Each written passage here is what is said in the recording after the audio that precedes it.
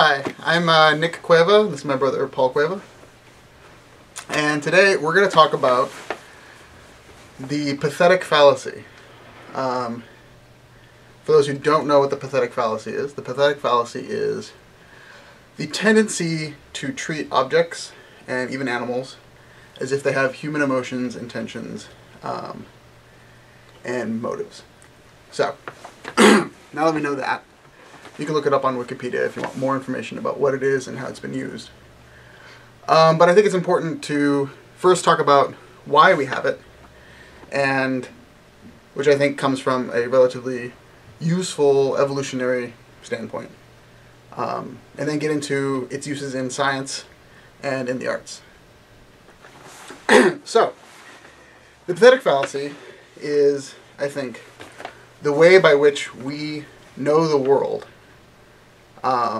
It's the way that we,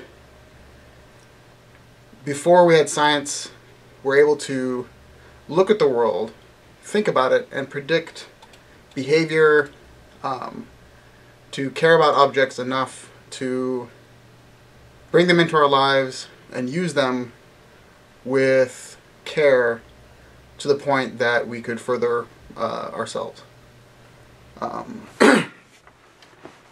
So in that regard, let's say there's a tree, a sacred tree, and what the sacred tree actually really does is it's just a landmark and allows people to gather to it, but everyone learns to care about it as if it's a thing, as if it's a being, and they get to pour themselves and their care and frustration in the world and fear of the world and joy in the world into the tree. And its sacredness is really about its use value to the society, but it wouldn't have the use value unless people actually cared about it. Unless there was something within each person that took the emotional states that are useful for human interaction, and then apply them to objects, which then allow transference of emotion and social dynamic that wouldn't have happened otherwise. So another instance of this is, like, children often have objects that they learn a lot of emotional states with that aren't emotional objects. Blankets or stuffed animals, even rocks and stuff.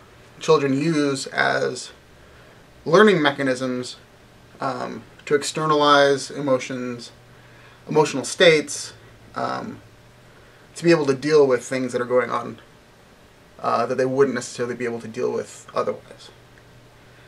And my brother and I have been talking about this for a while, and we think it's actually very rampant in everything from science to art, especially in the way we talk about things in both practices. So, in terms of science, you were talking about like the way we talk about electrons or atoms. So the standard way that people discuss interactions between particles and things is there's an attraction between like charges repel and dislike charges attract. And the kind of words that we use are that the electron wants to be with a proton, or the system wants to minimize its energy or maximize its entropy in thermodynamics. And so there's this kind of idea of this motivation, of lower energy states, of being close, of like charges being far apart and similar charges, and different charges being close, is good. There's some sort of like, they want to be in that state. And so there's a lot of kind of emotion that is invoked when you're talking about just simple interactions between physical systems. And I think a lot of that comes from the fact that we don't know why that is. There are talks about, the system wants to minimize its energy because that has something to do with the way that space-time is curved and all these things, but the motivation behind it is non-existent, and so we have to project this idea of a valency, that these objects, these physical systems have a desire, have some need to be in whatever state that is most, preferable. It's actually that's the term that people say. This is the most preferable quantum state, the most preferable thing. And it's absurd, but also there's really no simpler way to address. Right. There's not the language doesn't exist to actually talk about the cold nature. Yeah. Of the thing. Yes, exactly. And I think it's also true in biology, the way like we talk about evolution, or other natural processes, like within the cell. We give desire towards motivations. We see cells do certain things, and we're like, well, the cell wants to do this. Or I think most people are actually very guilty of this. When we're talking about evolution, it's like there's somehow an idea that a species or an animal is working towards some goal, as if some animal can somehow predict in millions of years what it will become. That the ape knew to do something, or that the biology of the ape knew to do something, which is ludicrous, but it helps us to be able to bridge the gap between what we know and what we know. So we know that these certain things happened in the world. We know that atoms do certain things. But we also don't know why things happen, other than ourselves. So we can empathize with a thing and go, well, if I was an atom, I would want to be with this kind of atom. And that's completely insane, but it's the way that we transfer our emotive states and allow us to understand the things that are in the world. And so then that goes into art. Art right now, the physical objects that are created, or even songs. We even talk about songs having emotional qualities to them, when reality is like, we listen to a song and it causes us to feel an emotion because of who knows what. It's very complex. But the reality is a song, we listen to it, we feel sad. But we call it a sad song. The song isn't sad. Maybe the people who made it were sad, but it makes us sad, and that's how we say that it's a sad song. Same thing with paintings and sculpture. We subscribe things that are going on within objects or information, as in songs, which again is insane, but it's the way that we talk about things and we find use in things. But it goes even beyond that. We talk about, like, in modernism, we talked about like an evolution of art towards an aim, which is still somewhat believed. There's a lot of debunking in postmodernism, but there is kind of still an idea that art is moving towards something. When the reality is it has nothing to do with that. It's just about us as people wanting certain things and not wanting other things. And the things that we want are tied up more with what's going on in here than they are with some sort of nebulous art god that is pushing things in a direction that, is more intellectual or more whatever.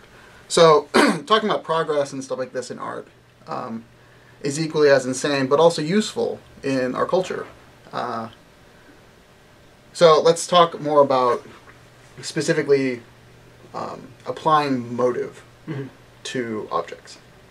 So is there a way that we can have a language that allows us motive without subscribing motive or prescribing motive? Right. So unfortunately the motive is in kind of the most languages comes from the idea of a motor, and the motion comes from the idea of will. Right. So emotion and motion are the same thing. So it's tough to really have an idea of a goal or preferred state or something that is getting to somewhere, to have motion without motive. Right. So can motion without motive, is that a way, can we understand that? Like, can we look at a wave and just believe all the information of all the atoms in the wave as being just the thing itself? Or do we have to prescribe that the wave, like, needs or wants or must do a certain thing? I think that, yeah, there's any form of understanding, if you want to have an idea of where something is going, what's going to happen, there's a kind of a mustness that, you know, these are the interactions that have to happen, and these are the way that things progress, and that abstract requirement, just the laws of nature, are somehow kind of most easily understood on a human basis by describing an idea of desire. So the idea of must, and so, you know, something, it does exist, and that, you know, if we think of something that does exist, it just does exist, and that's simple. Right. If you think of something that must exist, that must happen, there's a kind of, even if it's like a logical thing, like if not A, right, then it must be, or if not A, then it must be the A. Right. But this must is kind of like, it's must in the sense that it satisfies our logic, it satisfies our understanding of the world. Right, but doesn't necessarily mean anything, because mustness, like, something that exists and cannot not exist. Right, yes. But there's no desire or need present within the thing itself.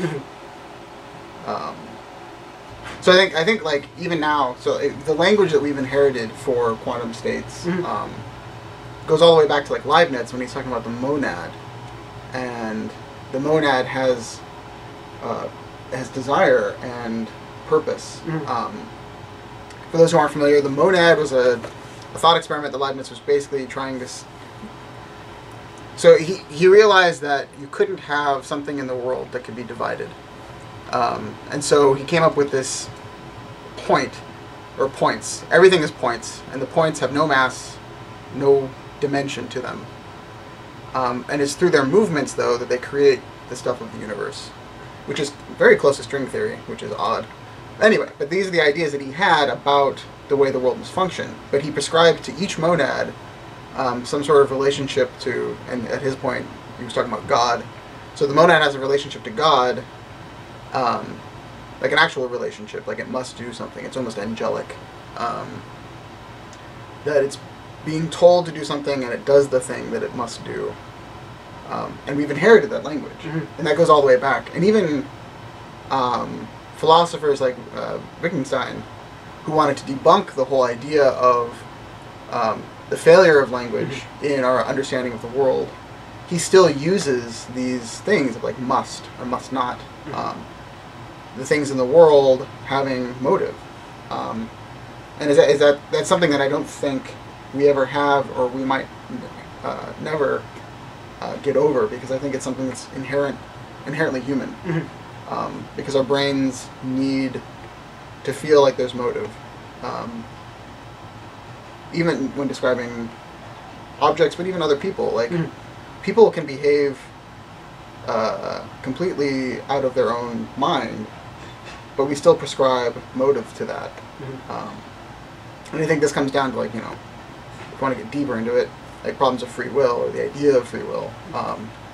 That idea of motive is what separates us from objects. We try to bring objects into that, but it doesn't work. But at the same time, maybe we ourselves are without motive. Sure. Because we are biological systems, which are physiological, which are just made up of the stuff that we're made of. And so then maybe the idea of motive is a weird construct that allows us to talk about action in the world without or with complete misunderstanding. Like, Right. it allows us to do things that we can't do because we don't understand. Yeah. Yeah. So I mean, this right. This kind of has implications to all sorts of things. One that I think is really fascinating is ethics. So Yeah. if you think of ethics, a lot of people, philosophers and biologists and sociologists think that, or I mean, it makes sense that ethics come from a lot of these interactions with people. You know, you don't kill because of the threat of reciprocity, and Right. all these things that are kind of just nature. They're our nature. Right. But if you look one step down, okay, maybe that nature is sociological. But if it's sociological, then it has to be biological. And if it's biological, then it's chemical, then it's physical. So literally our idea that killing someone is wrong in some way trickles down from the fact that atoms want to be with other atoms. And even in my saying that, I'm saying atoms want to be, like there's some morality to it. Right. So at a certain point, this kind of building up to our current morality and idea of motive has totally eliminated the existence of things without motive in our mind. Yes. It's an all or nothing. Right. Right. We cannot accept ourselves without motive. So everything in the universe Exactly. has motive. Yes. Excellent. Well, thank you very much for watching, and have a pleasant day.